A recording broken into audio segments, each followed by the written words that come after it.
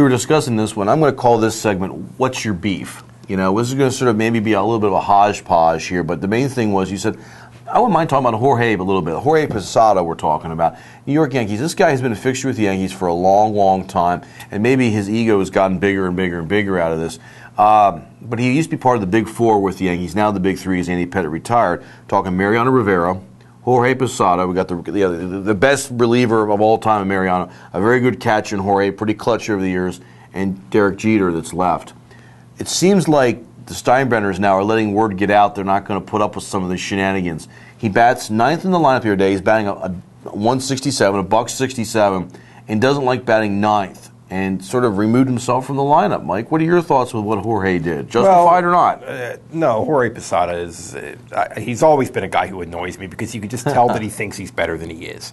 I mean, he's very, very fortunate. He's very fortunate to have spent his entire career with the New York Yankees because he's been a good player for a long time. But he's not not as special as the Yankee sort of tradition makes him think he is. And we see a lot of this in sports where people act like the player made the team rather than the team made the player. In this case, it's much more the team made the player. And, I think you're probably right that this is handled differently than it used to be, more publicly, more media, and it would have been much different, 5 years ago. But that's sort of secondary. How they handle it is secondary. How they handle the thing. The thing is Jorge Posada being an idiot.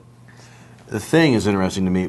You're batting 167 as the DH. Why do you think you need to be higher in the lineup? Why is he even playing? Well, that's another factor, too. 167 with no power as a designated hitter? Not a catcher, a designated hitter. Shut up, Jorge.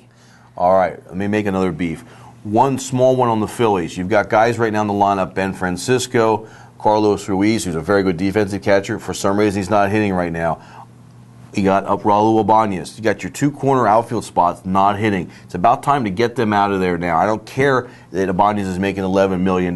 He's not cutting it. Get John Mayberry Jr. out there. Get Dominic Brown up here. And also in games, start playing some small ball. These guys aren't hitting, like Francisco in the lineup, like Ruiz late in the game. Have them bunt. Move the runners along. There was games over the weekend. The announcers are even bringing it up, and then they catch themselves so they remember where they get their paycheck from, and they cut themselves short. I've heard Larry Anderson. I even heard the Sarge, who doesn't give much good commentary, made comments like, well, this would be a situation where you would bunt, but it probably won't happen.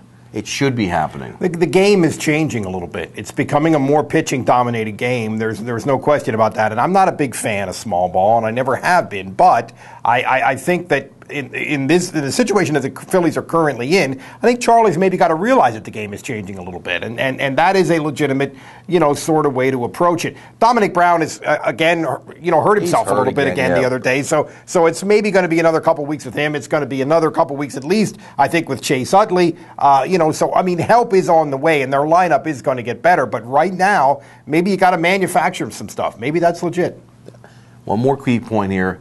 NFL labor strike still going on. The courts just gave a positive to the owners. I can't believe that. This strike needs to end. There's $9 billion needs to be divided. Guys, find a way to get this done. Teams like the Saints, though, are going to come out of the chute whenever this does get settled and be further ahead. Drew Brees helped pay for. He's got 40 guys showing up for a camp down there at Tulane University. They're getting together. That's a true leader. I'm not seeing that with the Eagles and Michael Vick, unfortunately, getting the team together. 40 players. Some of these guys... Well, you're not seeing it with any other NFL team either. I mean, there's been some things, but you're right, but not to the magnitude of this. No. And I said this bodes well for the Saints, but this bodes bad for the NFL. Give me a break. This is the best sport around right now, and you're screwing it up. And one of the reasons why it's the best sport around is that they have this antitrust exemption, which is a controlled monopoly, which is granted to them by the taxpayers through their representatives in Congress. Because why? No, they don't have a right to it. It's not a constitutional thing. Why? Because we think the NFL is cool and we want to keep it. We want to keep it the way it is. So with that in mind, that's something that we're giving you, NFL owners, in addition to the fact that you're billionaires because you're NFL owners. What you need to do is sit in your luxury box and shut up and let us play football, for God's sake. That's what he said.